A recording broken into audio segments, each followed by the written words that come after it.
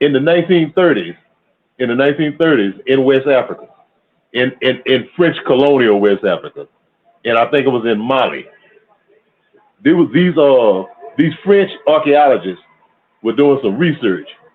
They ran across the Dogon people. Now we all know I think most of us probably heard of the Dogon people.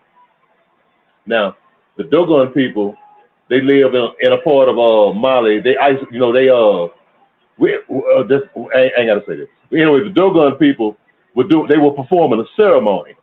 It's a ceremony that they hold once every 60 years. The ceremony is called the Sigi.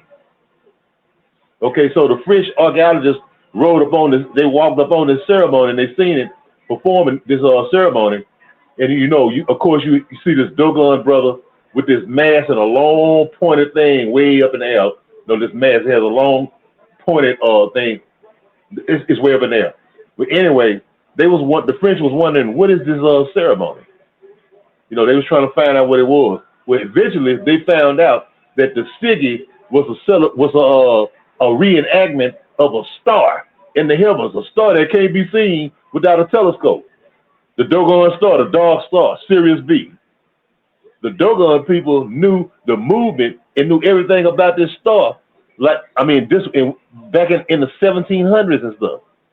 Before then, they knew about, and the white folks, the French, they said, we can't believe that they knew about this star. They described the star. They described how the star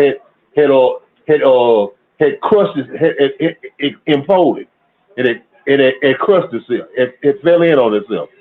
These primitive people, had knew about this before the Europeans knew about it. And so the European scholars, the art scholar was saying, it was on this show called